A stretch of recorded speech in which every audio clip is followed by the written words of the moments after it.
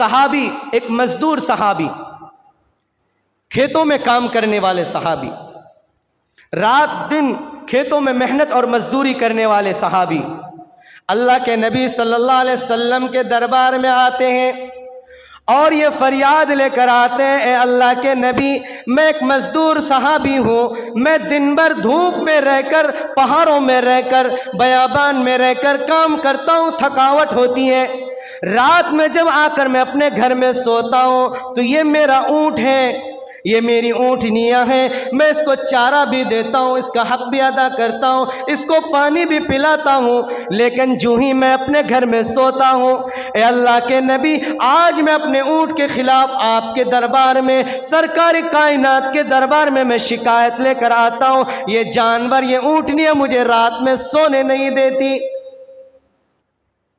एक मालिक अपनी ऊँट की शिकायत किससे कर रहे हैं?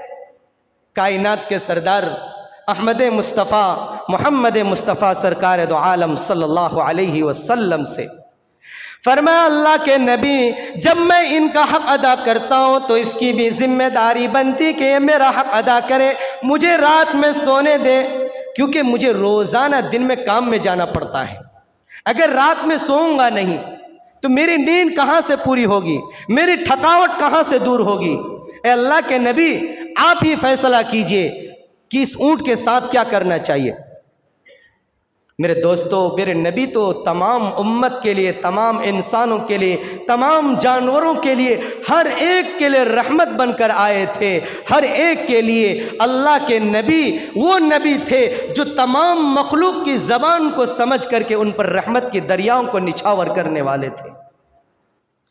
अल्लाह के नबी सल्लल्लाहु अलैहि वसल्लम ने उस सहाबी से फरमाया, ओ मेरे सहाबी, अपने ऊँट को दरबार रिसालत में हाजिर करो, मैं खुद ऊँटनी से ये सवाल करूँगा कि जब तेरा मालिक तुझे चारा देता है, खाना खिलाता है, पानी पिलाता है, तो फिर रात में तुम अपने मालिक को सोने क्यों नहीं देते। अल्लाह तबारक व तआला ने उस ऊँटनी के अंदर कुव्वत गोयाई अता फरमाई। वो मालिक ऊँटनी को लेकर दरबार रिसालत में हाजिर होते हैं। अल्लाह के नबी सल्लल्लाहु अलैहि वसल्लम ऊँटनी से दरियाफ्त करते हैं, ओ ऊँटनी, बता तू अपने मालिक को रात में सोने क्यों नहीं देता, जबकि तेरा मालिक तुझे खाना भी खिलाता, चारा भी डालता, पानी भी पिलाता, तेरी देखभाल भी करता, तू रात को अपने मालिक को क्यों तकलीफ देता। ऐसी भयानक आवाज़ निकाल कर, ऐसी खौफनाक आवाज़ निकाल कर अपने मालिक की नींद को क्यों तोड़ता है। ऐ ऊँटनी, तेरी शिकायत तेरे मालिक आज दरबार रिसालत में लगाई। मेरे दोस्तों, ऊँटनी देखो कैसा प्यारा जवाब देते हैं। ऊँटनी अल्लाह के नबी से अपने मालिक के बारे में क्या कहता है? फरमाया, ओ मेरे नबी, ओ अहकमुल हाकिमीन के नबी, ओ कायनात के नबी, ए मेरे नबी, ये मेरा मालिक बहुत अच्छा है, मुझे चारा भी खिलाता, पानी भी पिलाता, मेरी देखभाल भी करता, लेकिन अल्लाह के नबी ये दिन भर खेतों में काम करता है, जब रात में आकर सोता है, मगरिब के बाद फ़ौरन सो जाता है, इशा की नमाज पढ़े बगैर सो जाता है। जब आधी रात का हिस्सा गुजरता है तो मुझे खौफ होता है, मुझे डर महसूस होता है कि मेरा मालिक जो मेरी हिफाजत करता है, मुझे खिलाता है, कल क़यामत के दिन अगर ईशा की नमाज पढ़े बगैर मर जाए, इनकी वफात हो जाए, अल्लाह मुझसे पूछने लग जाए, ओ ऊँटनी, बता तेरे मालिक तेरे पास सो रहा था, तूने अपने मालिक को ईशा की नमाज के लिए क्यों नहीं जगाया। ए अल्लाह के नबी, क़यामत के दिन अगर मेरा रब अगर ये पूछने लग जाए कि जो तेरा मालिक तुझे चारा भी खिलाता था, पानी भी पिलाता था, तेरे देखभाली भी करता था, सब कुछ करता था, ईशा की नमाज पढ़े बगैर तेरा मालिक तेरे पास सोता रहता था, तो तूने अपने मालिक को जगाया क्यों नहीं ईशा की नमाज के लिए। अगर मेरा रब क़यामत के दिन अगर मुझसे ये पूछ ले तो मेरे नबी आप ही बताइए कि मैं अपने रब को क्या जगाऊंगा। इसलिए मैं भयानक आवाज़ निकालता हूँ ताकि मेरी आवाज़ को सुनकर मेरे मालिक की नींद टूट जाए और वो उठ करके ईशा की नमाज पढ़ने वाला बन जाए।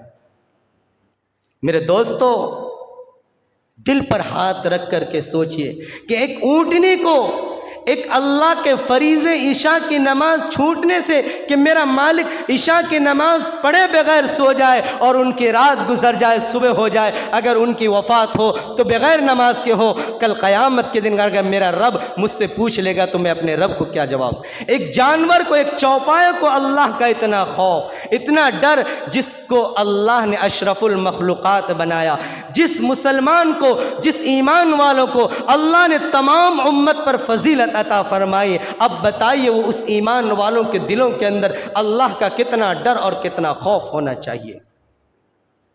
इसलिए मेरे मुसलमान भाइयों और इस्लाम के शहजादियों, नमाज के बारे में वाक़यात ढेर सारे पढ़े हैं। हम इन्हीं वाक़यात पर अगर हम गौर कर लें, कुरान की आयतों पर गौर कर लें कि अल्लाह फरमाता है क़द अफ़लह मन तज़क्का व ज़करा अस्म रब्बिही फ़सल्ला।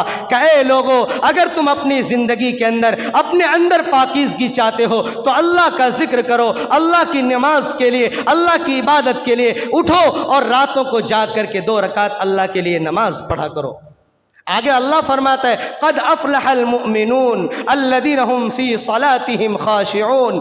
ऐ लोगों, अगर तुम अपनी ज़िंदगी के अंदर कामयाबी चाहते हो, अपनी ज़िंदगी के मुआशी हालात को दुरुस्त करना चाहते हो, अपनी ज़िंदगी की टेंशनों को दूर करना चाहते हो, अपनी ज़िंदगी के कर्ज़ों को दूर करना चाहते हो, अल्लाह फरमाता है क़द अफ़लहल मुअमिनून अल्लज़ीना हुम फ़ी सलातिहिम ख़ाशिऊन। क्या तुम नमाज को लाजमी पकड़ लो, मैं तुम्हारे सारे टेंशनों को, सारी मुसीबतों को दूर कर दूंगा। तो मेरे दोस्तों बताइए कौन कौन नमाज पढ़ने के लिए तैयार है? सब पढ़ेंगे आज से।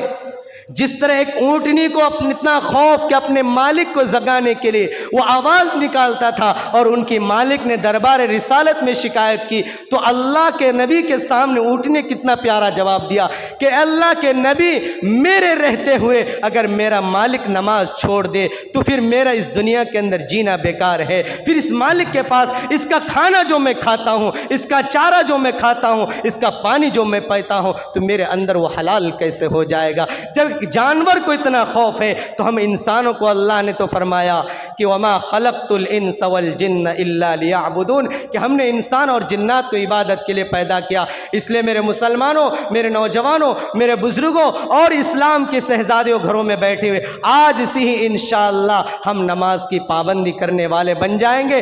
5 वक्त इंशाअल्लाह हम सब अल्लाह की इबादत के लिए तैयार रहेंगे और अल्लाह को राज़ी करने के लिए नमाज पढ़ेंगे। दुनिया राज़ी हो, दुनिया कुछ कहे, दुनिया भाड़ में जाए, हमारा रब राज़ी हो जाए तो हमारी ज़िंदगी भी कामयाब और आखिरत